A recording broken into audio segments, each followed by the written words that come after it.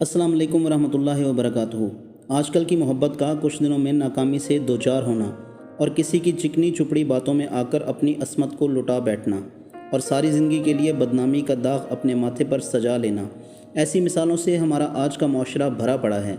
हमारी आज की वीडियो का मकसद ऐसी हकीकतों से और सच्चाइयों से पर्दा उठाना है कि जिनके बारे में अगर इंसान वक्त से पहले सोच ले तो वो बेशुमार तकलीफ़ों और ज़िल्लत और रुसवाई से बच सकता है। हमारी आज की वीडियो ख़ास तौर पर लड़कियों के लिए है।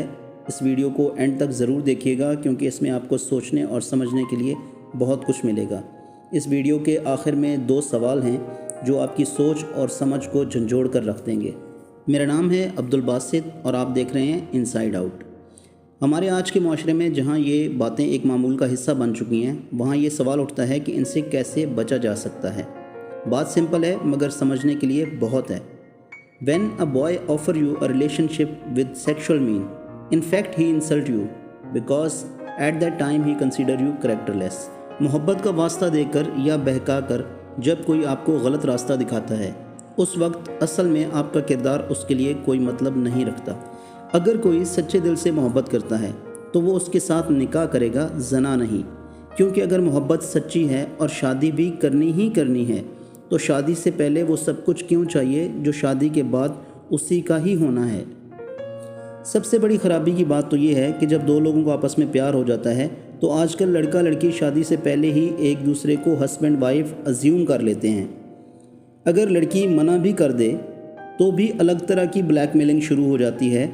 इसका मतलब है कि तुम मुझे शौहर नहीं समझती, मेरा कोई हक नहीं है, क्या ये सब मेरा नहीं है, वगैरह वगैरह।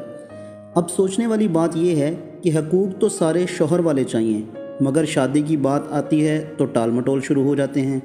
लड़कियों को ये ज़रूर समझना चाहिए कि जो मोहब्बत करता है और ख़ास तौर पर जो सच्ची मोहब्बत के दावे करता है वो हमेशा आपको इज़्ज़त बनाएगा, ना कि आपकी इज़्ज़त उतारेगा। किसी दौर में महबूब की तस्वीर दिल में होती थी, मगर आजकल मोबाइल की गैलरी में होती है, वो भी हर एंगल की अलग अलग। मोहब्बत अगर रूह की तस्कीन है तो वो तस्कीन महबूब के तसव्वुर से मिल जानी चाहिए, ना कि उसके हर एंगल की तस्वीर से। कोई भी खेल तब तक खेला जाता है जब तक उससे कोई उकता ना जाए।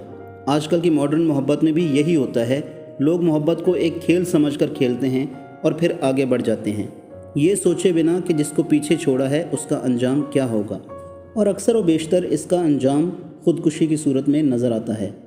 लड़कियों को ये ज़रूर समझना चाहिए कि उनके किरदार से जुड़ी है उनके बाप की इज़्ज़त, माँ की तरबियत, भाइयों का मान और बहनों का मुस्तकबिल।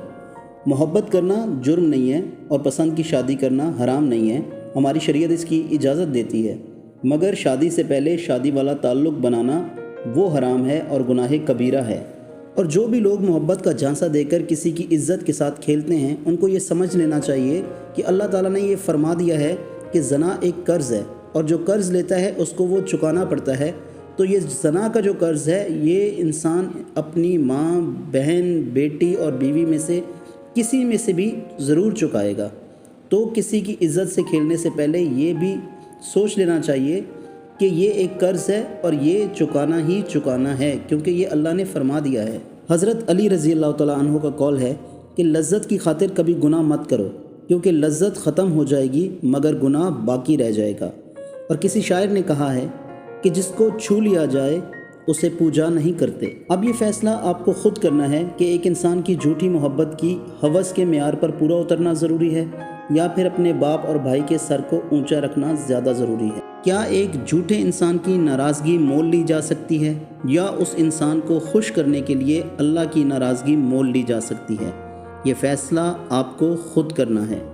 इस पैगाम को ज़रूर समझिएगा और अपने दोस्तों के साथ भी शेयर कीजिएगा, क्योंकि हो सकता है कि अल्लाह की ज़ात आपकी वजह से किसी की इज़्ज़त को बचा ले। शुक्रिया।